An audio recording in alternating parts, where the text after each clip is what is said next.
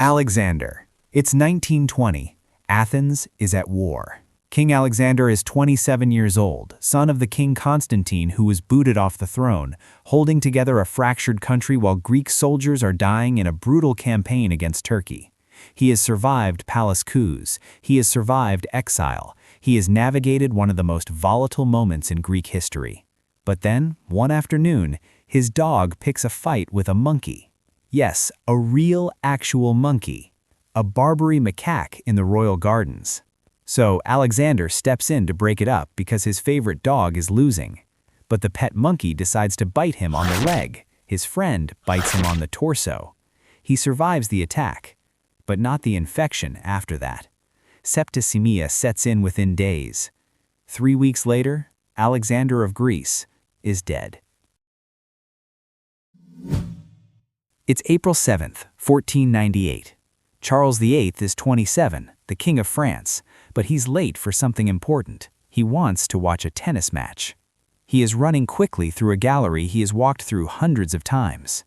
There is a low stone lintel at the entrance to the tennis court, but Charles walks straight into it, at full speed. He hits the floor, but he just gets up and even reportedly apologizes to the people around him, goes and watches the match. But what he doesn't know is that this was his last match ever. For hours, he watches people hit a tennis ball back and forth.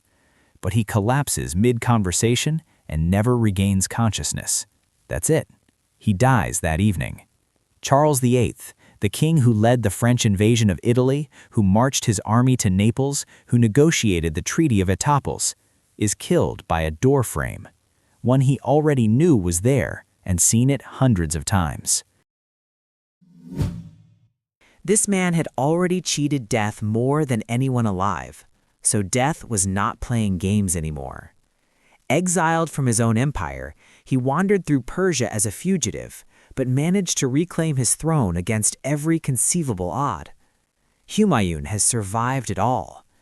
But one winter evening in 1556, he's in his library, carrying a stack of books, when the call to prayer sounds.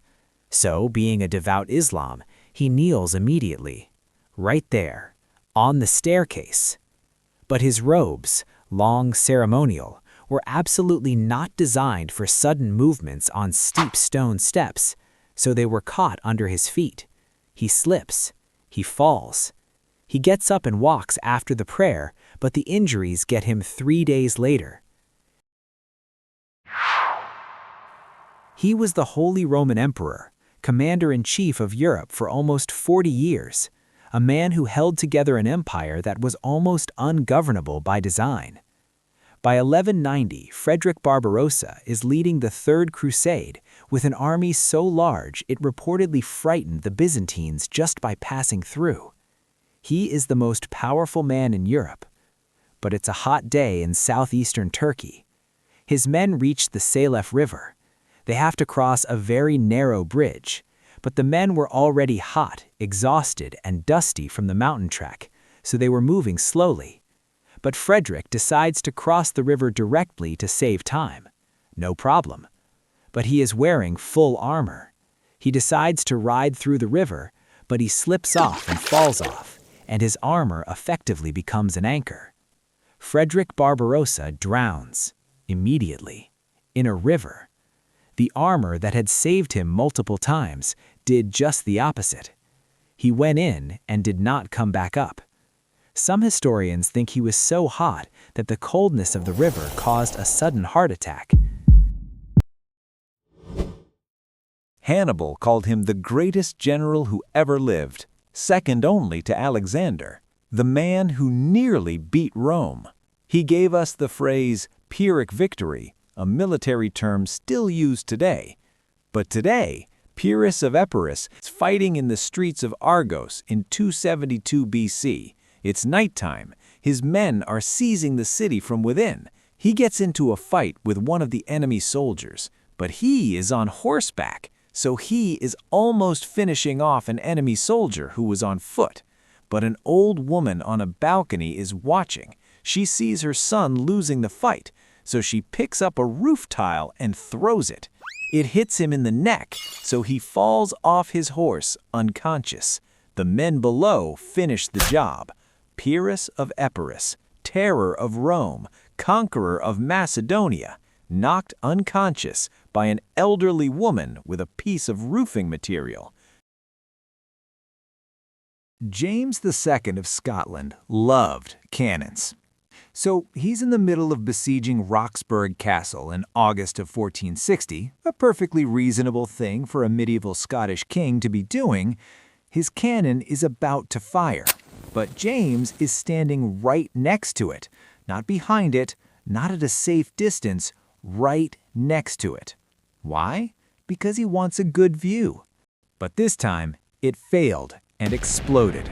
James II, King of Scotland, was killed by his favorite weapon while trying to show it off. Louis III is 18. He is a king of France, but he shares the kingdom with his brother. But today, he is chasing a girl on horseback. Why? Because he saw her, liked her, so why not? The girl panics and runs to her father's house. Some say it was playful banter, but what we know for sure is what happened next. So the girl runs through her doorway. But Louis was so focused on her that he didn't notice the door frame was too low for a man on a horse. So pow! He hits it at speed. He dies from the injuries a few days later. March 18th. Alexander III of Scotland has just finished a council meeting, but tomorrow is his wife's birthday, so he has to make it back by tomorrow. But that's when a storm kicks in. His counselors tell him wait until morning. His advisors tell him don't go tonight. But his new wife is waiting for him at Kinghorn Castle on the other side of River Forth, so he insists on crossing. But he was separated with his escorts, so now he is riding alone into a pitch-black storm. In the morning, his horse is found on the beach. His body is found nearby. His neck is broken. He has ridden off a cliff in the dark. Stanisław Leszczyński has already lived one of the strangest lives in European history. King of Poland twice, but lost the throne both times. Exiled from multiple countries, survived the War of the Polish Succession, but he eventually settled into a pleasant old age as Duke of Lorraine. He is now 88 years old.